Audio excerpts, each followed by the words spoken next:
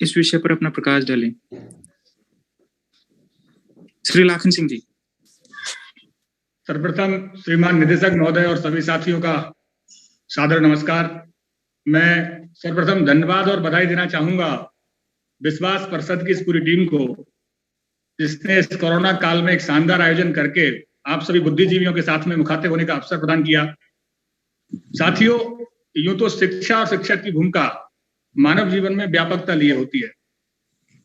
उसको सारगर्भिता के आधार पर व्यक्त कर पाना अत्यंत ही दुरूह और दुष्कर कार्य है। मानव जीवन में शिक्षा का प्रभाव चौमुख देखा जा सकता है। ऐसा माना जाता है कि शिक्षा मनुष्य की अंतर्निहित शक्तियों को प्रस्फुट करने का माध्यम है, जिसके तहत वो बाह्य समाज के साथ सामंजस्य बिठा करके सामाजिकता पर अपना पाता है। समाज में शिक्षक का दायित्व और भूमिका बहुत बड़ी होती है। किसी ने शिक्षक के दायित्व बोध को इन पंक्तियों के माध्यम से बयां किया है। मैं पंक्तियां आप सबके सामने रखना चाहूंगा। एक बार किसी ने पूछा था शिक्षक से कि क्या करते हो आप, तो शिक्षक ने बड़ा सुंदर और अच्छा सा जवाब दिया कि सुंदर सुर सजाने को साज बनाता हूँ, नौसिखिए परिंदे को बाज बनाता हूँ, चुपचाप सुनता हूँ शिकायतें सबकी, फिर दुनिया बदलने की एक आवाज बनाता हूँ। समंदर तो परखता है हौसले कश्तियों के, मैं डूबती कश्तियों को जहाज बनाता हूँ। बनाए को ही चाहे चांद पे बुर्ज खलीफा, मैं टूटी हुई ईंटों से ताज बनाता हूँ। साथियों, समाज में शिक्षक की भूमिका बहुआयामी होती है। शिक्षक की भूमिका को सीमाओं में बांधा जाना मुनासिब नहीं है। किसी ने इन शब्दों में शिक्षक की भूमिका को सही डिफाइन किया है कि यूं तो कई किरदार हैं मेरे, पर बस जो तू समझे वही नहीं है। फिर भी वर्तमान कोरोना काल में शिक्षक की भूमिका को हम दो बिंदुओं के माध्यम से चर्चा करेंगे। पहला, शिक्षक की भूमिका कोरोना काल में समाज के संदर्भ में। दूसरा, शिक्षक की भूमिका शिक्षा और विद्यार्थी के संदर्भ में। आज जब संपूर्ण विश्व इस महामारी से जूझ रहा है, देश में सरकार और प्रशासन की योजनाएं, गाइडलाइन, एसओपी, आदेश और निर्देश जब कोरोना से अपनी जंग लड़ रहे हैं और बहुत हद तक उनको इस जंग में सफलता भी मिली है, तो उसमें एक महत्वपूर्ण कड़ी है शिक्षक। बिना शिक्षा समुदाय के इस महामारी से निजात पाना मैं समझता हूं मुश्किल ही नहीं नामुमकिन है। यूं तो संक्रमित होने के पश्चात उपचार का रोकथाम का कार्य चिकित्सा विभाग के द्वारा किया जा रहा है, पर संक्रमित होने से पूर्व और संक्रमित होने के पश्चात के जो कार्य हैं, उनमें शिक्षक समुदाय अपनी महत्वपूर्ण भूमिका निभा रहा है। जैसे कोरोना के प्रति जन जागरूकता अभियान, इस काल कल्पित बीमारी से ग्रास रूट लेवल पर, जैसा कि एसडीओ साहब कह रहे थे, हरावल दस्ते के रूप में ग्रास रूट लेवल पर जो काम किया है वो हमारे शिक्षक साथियों ने किया है। इसके अलावा वैक्सीनेशन के प्रति जन जागरूकता का कार्यक्रम, जब सरकार ने कोरोना की रोकथाम के लिए वैक्सीनेशन को प्रायोरिटी पर लिया, तो शिक्षक समुदाय ने सरकार की आशानुरूप, मंशानुरूप वैक्सीनेशन का लक्ष्य निर्धारित किया और उसी के तहत उस समाज के पथ प्रदर्शक की तरह उस कार्य में रत हो गया। वह देवदूत की भांति घर घर जाकर के लोगों को जागरूक करने लगा। समाज के अशिक्षित और पिछड़े तबके में जो वैक्सीनेशन के प्रति जो गलत धारणा थी, उस धारणा को अपने स्नेहिल तर्कों के द्वारा काटने का जो प्रयास किया, वास्तव में काबिले तारीफ है। इतना ही नहीं, समुदाय विशेष में जो पूर्व धारणा बनी हुई थी वैक्सीनेशन के बारे में, उसकी समझाइश करने का जो कार्य शिक्षक ने किया, मैं समझता हूं उससे बेहतर अन्य कोई विभाग का व्यक्ति उसको नहीं कर सकता था।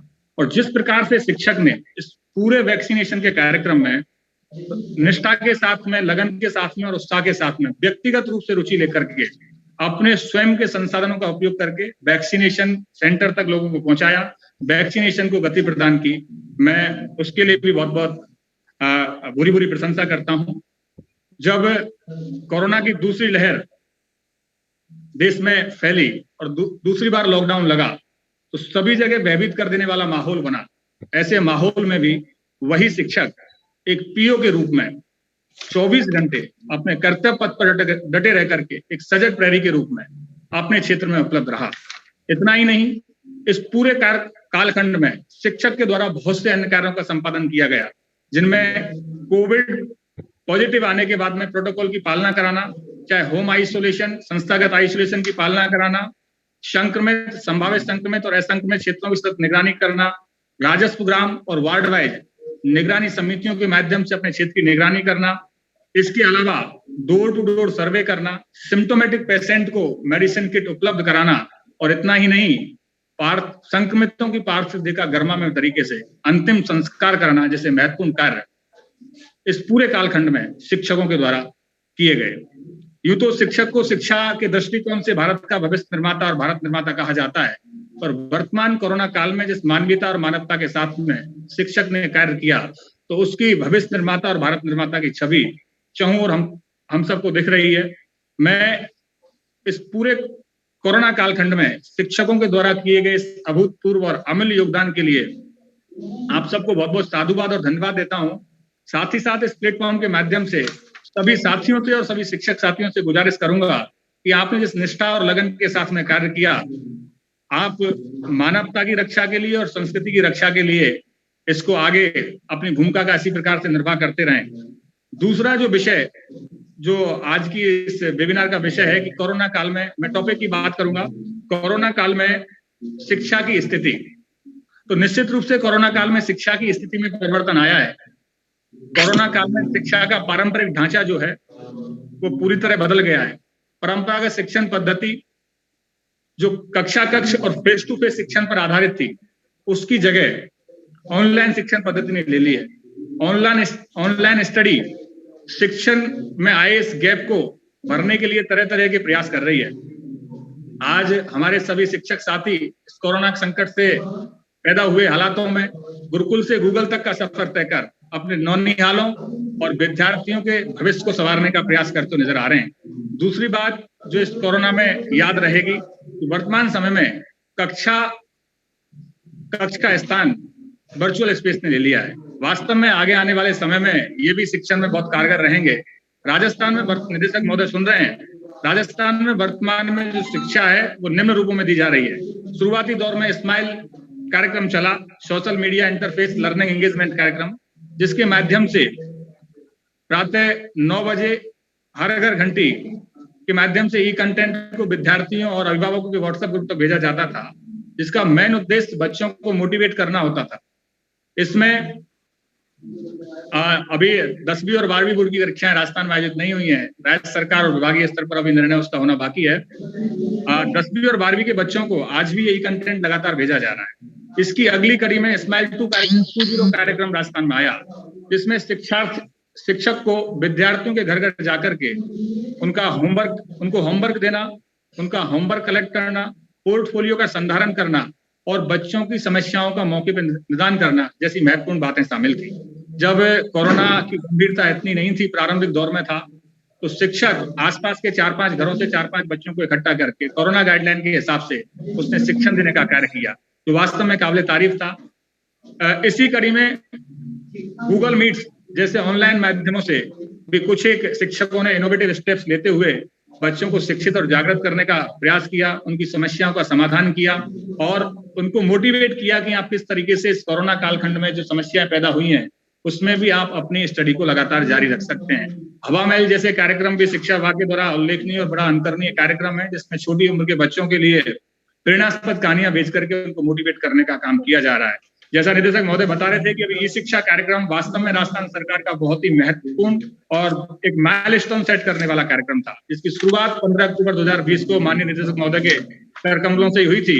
इसमें राजस्थान के किसी भी विद्यालय में अध्यापनरत शिक्षक और शिक्षिकाओं का ई कंटेंट सफलतापूर्वक आसानी से एक जगह से राजस्थान के किसी भी कोने में भेजा जा सकता है। निदेशक महोदय ने जैसा बताया कि 6000 के आसपास वीडियोज भी इसमें बने। निश्चित रूप से उससे आगे आने वाले समय में बहुत से बच्चे लाभान्वित होंगे। साथियों, इस वेबिनार के माध्यम से मैं आप सभी बुद्धिजीवियों से एक निवेदन करना चाहूंगा कि जिस तरीके से कोरोना संक्रमण की रोकथाम के लिए आपने संसाधनों का समाधान किया, संसाधनों का प्रबंधन किया, उसी प्रकार कोरोना की वजह से जो शिक्षा के क्षेत्र में जो थोड़ी सी जो चुनौतियां हमको आई हैं, उनका साथियों को प्रबंधन करना पड़ेगा। तो ये बड़ा ही कठिन दौर है। रोजाना हमारे आसपास के माहौल से हृदय विदारक घटनाएं हमको सुनने को मिलती हैं, जिनसे मन बैठ जाता है, दिल बैठ जाता है, लेकिन उम्मीद पे दुनिया कायम है। मैं उम्मीद करता हूं कि आप सबके सामूहिक प्रयासों से सरकार, केंद्र सरकार, राज्य सरकार, प्रशासन, पुलिस और चिकित्सा कर्मियों के द्वारा दिए गए निर्देशों की पालना करते हुए हम बहुत जल्दी कोरोना से अपनी जंग जीत लेंगे। मैं दो बात बोल करके अपनी बात को समाप्त करूंगा कि फकत हमारा ही नहीं, ये दुख जहान का है। जाएगा, ये वक्त इम्तिहान का है। आप इस माहौल में एक सकारात्मकता रखें, एक दूसरे को संबलन देते रहें और एक दूसरे की मदद करते रहें, इस उम्मीद में कि एक नई सुबह होगी जब हमारे कंधों पर ऑक्सीजन का सिलेंडर नहीं, दफ्तर का बैग होगा, जब हमारी गली में एम्बुलेंस नहीं, स्कूल की वैन होगी, जब भीड़ दवाखानों में नहीं, चाय की दुकानों पे होगी। इन्हीं आशाओं के साथ, इन्हीं आकांक्षाओं के साथ आपने इतना समय दिया, उसके लिए आपका बहुत बहुत धन्यवाद, बहुत बहुत आभार।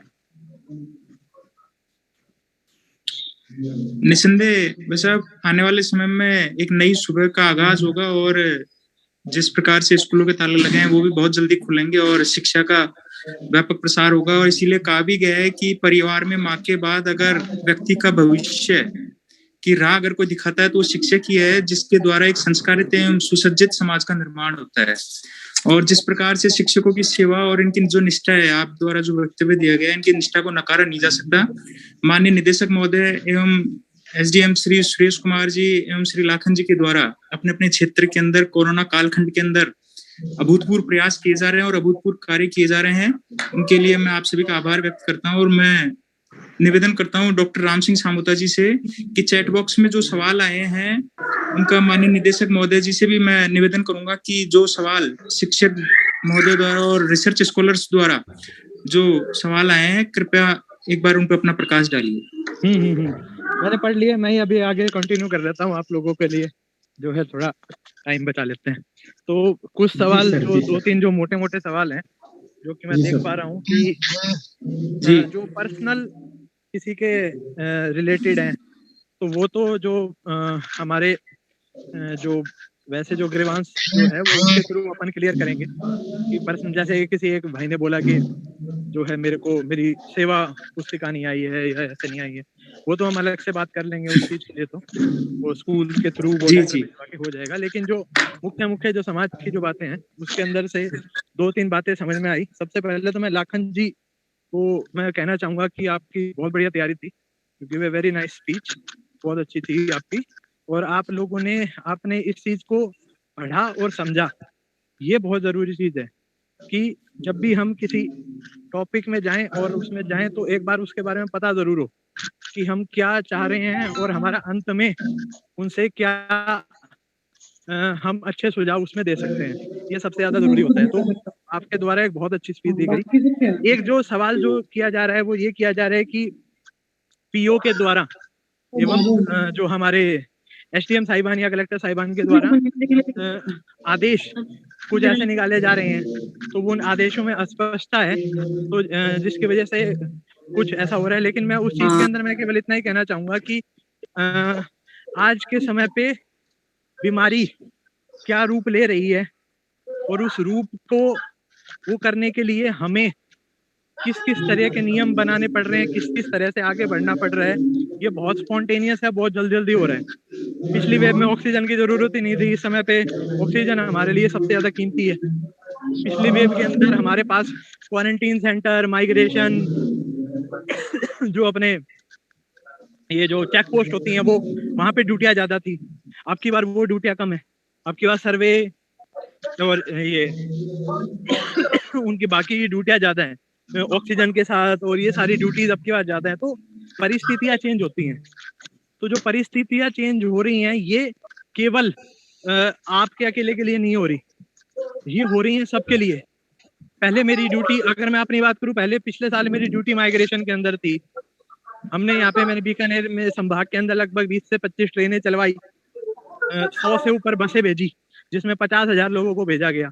इस साल मेरी ड्यूटी प्राइवेट हॉस्पिटल के अंदर है कि कैसे इलाज हो रहा है। ऐसे ही हर किसी की ड्यूटी चेंज हो रही है।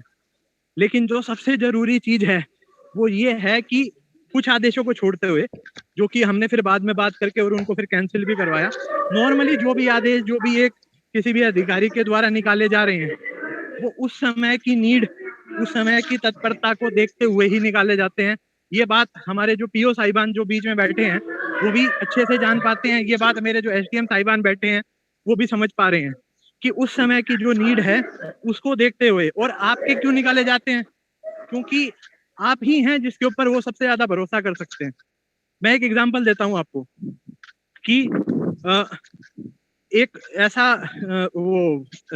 उसका डिस्ट्रिक्ट का तो नाम मैं नहीं बताऊंगा, लेकिन एक आदेश निकला जिसके अंदर ये था कि जो है वहां पे गेट के ऊपर जो है वो किया जाएगा, शिक्षक की उनके साथ जो है ड्यूटी की जाएगी। तो जब मैंने उसका सार पूछना चाहा तो मेरे को ये बताया गया कि कई बार हॉस्पिटल के अंदर एक से ज्यादा 2 या 3 4 5 अटेंडेंट आ जाते हैं और वो वहां पे बैठ के बाकी लोगों को परेशान करते हैं। पुलिस की ड्यूटी है वहां पे, लेकिन पुलिस वाले रजिस्टर मेंटेन नहीं कर सकते, तो इसलिए पुलिस के साथ उनकी ड्यूटी लगाई गई थी। फिर मैं बोला अगर ये था तो तुमने आदेश में ऐसा क्यों नहीं लिखा? तो बोला कि हाँ वो हमसे गलती हुई। तो कई बार इच्छा और जो वो होता है वो सही होता है, लेकिन जल्दबाजी के अंदर भाषा अलग हो जाती है। तो इसके अंदर जो हमें देखना है, हमें ये देखना है कि जो भी हमें लगाया गया है, जो भी हमें ड्यूटी दी जा रही है, रात के 2-2 बजे तक, 3-3 बजे तक मैं यहाँ पे देखता हूँ कि कलेक्टर साहब के साथ हम बैठ के यहाँ पे ऑक्सीजन की वो कर रहे हैं।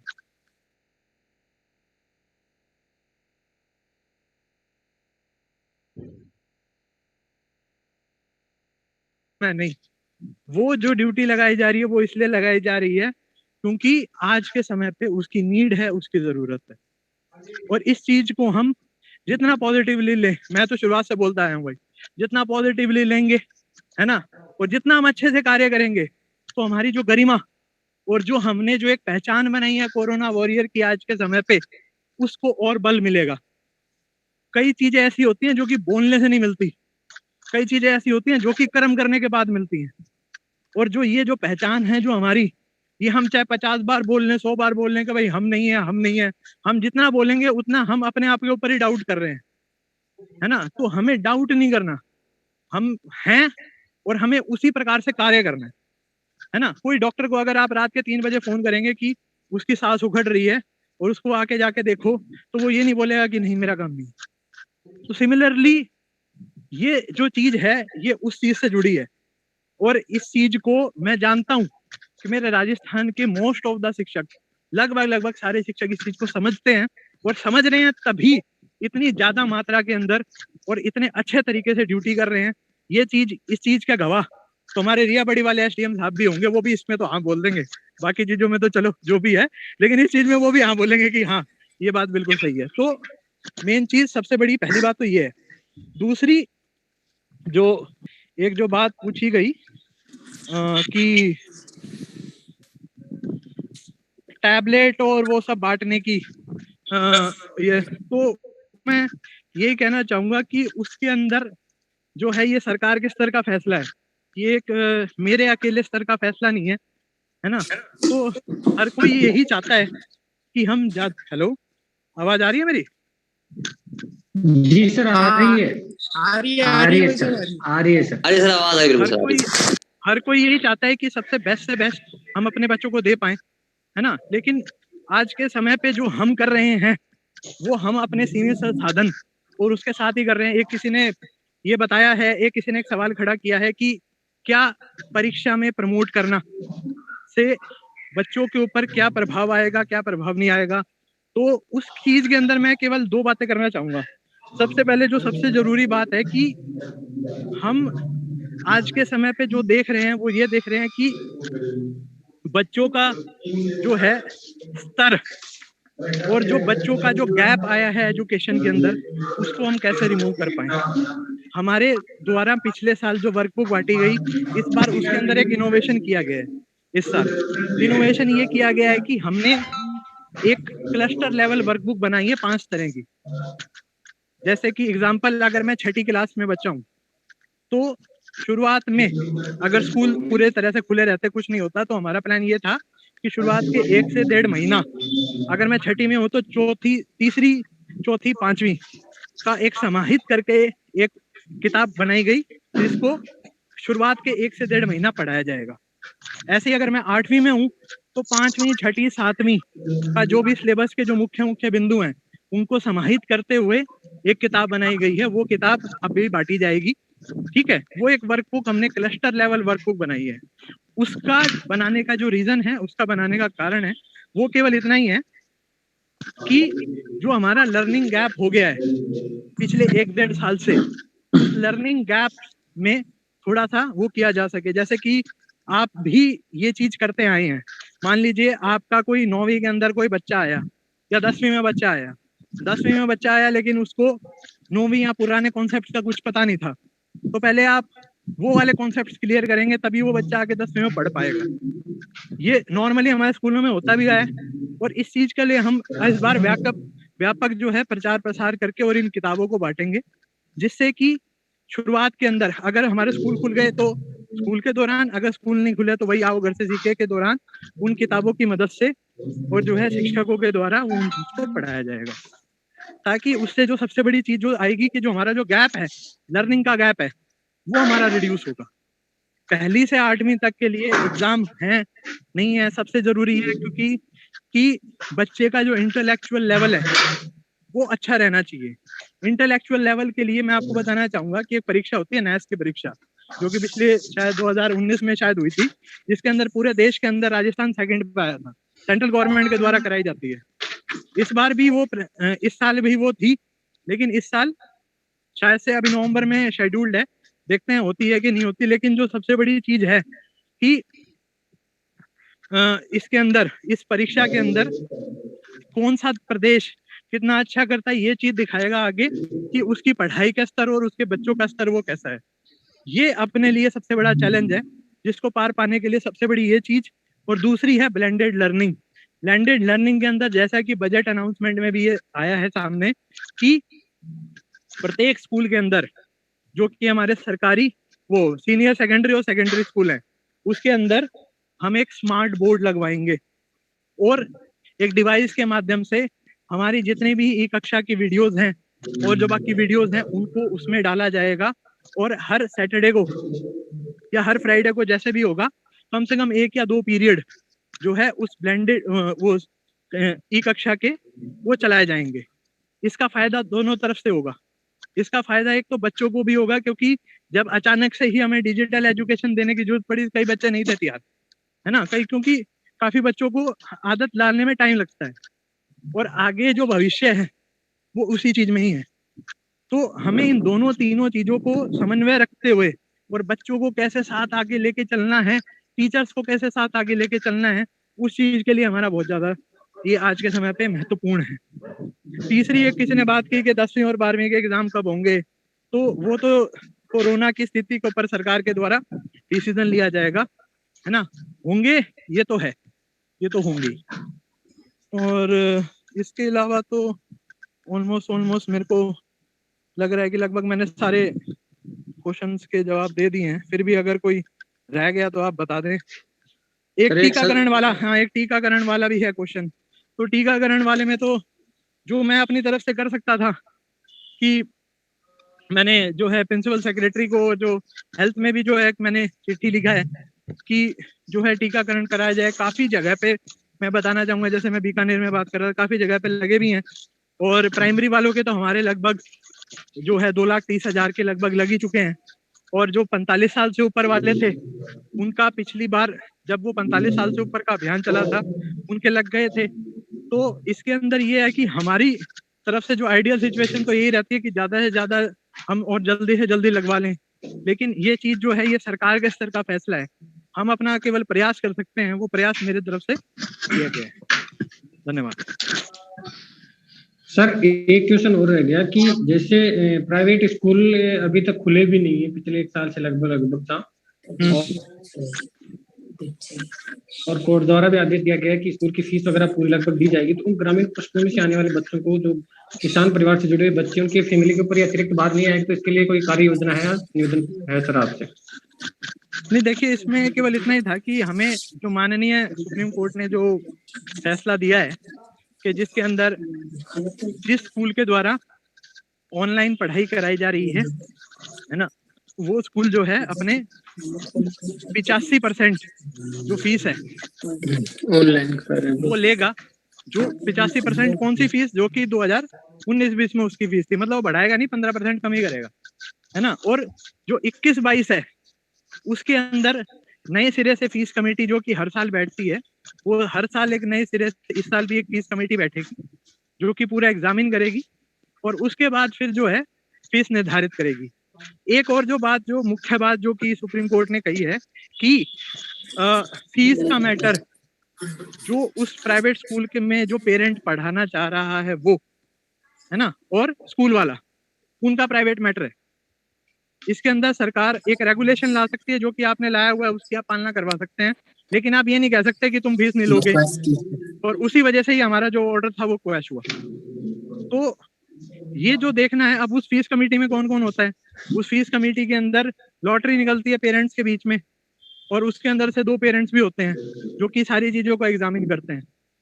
तो अगर वो अच्छे से फीस को एग्जामिन करके और उस फीस को लागू करवाएंगे, जरूरी नहीं है कि उनमें बढ़ाना ही हो, कम भी कर सकते हैं, है ना। तो अगर वो चीज उस फीस को लागू करवाते हैं तो वेल एंड गुड, वो तो अच्छी चीज है उसके अंदर।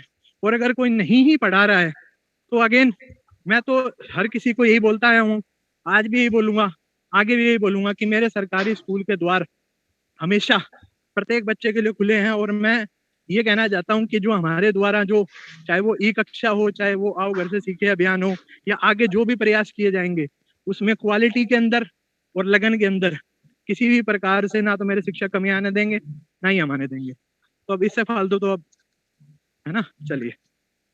वैसे मेरा एक सवाल भी था और इससे सुझाव भी था कि प्रदेश के अंदर प्राथमिक स्कूलों का स्ट्रक्चर अगर देखा जाए तो बहुतायत में है, लेकिन आज भी वैसे संस्थान आपके द्वारा और सरकार के द्वारा प्रयास किए जाते हैं कि वहाँ पे मूलभूत जो आवश्यकताएं हैं, बिजली, पानी और उनकी पूर्ति की जाए। मेरा एक छोटा सा सुझाव ये था जब कि अगर जो प्राथमिक जो स्कूलें हैं, इनके स्ट्रक्चर है, अगर वहाँ उनको सौर ऊर्जा से जोड़ दिया जाए और वहाँ पे अगर कंप्यूटर शिक्षा को भी अगर बढ़ावा दिया जाए, क्योंकि कई स्कूल ऐसे भी हैं जहाँ उच्च प्राथमिक स्कूल हैं, वहाँ पे 1,000 तक नामांकन एक स्कूल के अंदर है। तो अगर वहाँ कंप्यूटर शिक्षा और सौर ऊर्जा को अगर जोड़ते हुए अगर उनको दिया जाए गांव ढाणियों के अंदर, तो इससे न केवल शिक्षा का स्तर सुधरेगा बल्कि नामांकन में भी वृद्धि हो सकती है। नहीं, ये बढ़िया सुझाव है। इसके अंदर मैं केवल इतना ही कहना चाहूंगा कि रही बात अगर अपने इलेक्ट्रिसिटी कनेक्शन की अगर मैं बात करूँ तो नागौर से एसडीएम जुड़े हुए हैं, तो बताएंगे कि वहां पे कलेक्टर साहब के द्वारा 6 महीने के अंदर अपने नागौर के समस्त, चाहे वो सीनियर सेकेंडरी हो, चाहे प्राइमरी हो, चाहे वो जो स्कूल्स हैं, उनका इलेक्ट्रिफिकेशन करवाया गया है। सौर ऊर्जा की वहां पे जरूरत आती है जहाँ पे खंबे बहुत दूर होते हैं। अगर खंबे पास में हैं तो हमें सौर ऊर्जा की जरूरत नहीं है, हम वैसे कनेक्शन करवा सकते हैं। और उस चीज के लिए अगर हम जोर लगाएं, हर साल जोर लगा रहे हैं, आगे भी जो है इस चीज की तरफ मेहनत की जाएगी कि ज्यादा से ज्यादा हम इलेक्ट्रिसिटी के कनेक्शन करवा पाए। कंप्यूटर की जहाँ तक बात है तो हर साल हमारे द्वारा जो है वो लैब बढ़ाई जा रही है। एक्चुअली ये मेरा टॉपिक नहीं है, ये जो समसा है उसका टॉपिक है, लेकिन मैं केवल इतना ही कहना चाहूंगा कि हमारे द्वारा हर साल इस चीज की तरफ काम किया जा रहा है। कंप्यूटर शिक्षकों की भी जो भर्ती है ना, उस तरफ भी जैसे कि हाई कोर्ट के अंदर एफिडेविट दिया गया है, तो वो भी चल रही है। लेकिन जो सबसे जरूरी बात ये है कि आज के समय पे कि क्या आवश्यक है, आवश्यक आज के समय पे है, कोरोना की स्थिति के अंदर हमें कैसे बचा के रखना, वही आज का टॉपिक है। तो जो ये जो इंफ्रास्ट्रक्चरल डेवलपमेंट्स है ये तो होंगी, है ना, शिक्षकों की भर्ती है ये भी होगी, सारी चीजें जो हैं वो अपने समय से, अपने टाइम से चलेंगी, है ना। और इस चीज के लिए हम सारे कार्यबद्ध हैं। लेकिन आज के समय पे हम बच्चों को कैसे, किस प्रकार से वो जो उनका पुराना लेवल था वो मेंटेन कर पाए, ये एक चैलेंज है। मैं ये नहीं कह रहा कि मैं 100% सक्सेसफुल हूँ, लेकिन इतना भी नहीं है कि हम कहीं ना कहीं हैं और उसके अंदर उससे आगे जाएं, किस प्रकार से हम आगे जा पाएंगे, उसी की तरफ हम प्रयास करें। बहुत बहुत धन्यवाद माननीय निदेशक महोदय का। मैं कार्यक्रम के अब समापन की ओर मैं ले जाना चाहता हूँ और माननीय डॉक्टर अभिषेक मोरदिया जी से आग्रह करूंगा कि वो धन्यवाद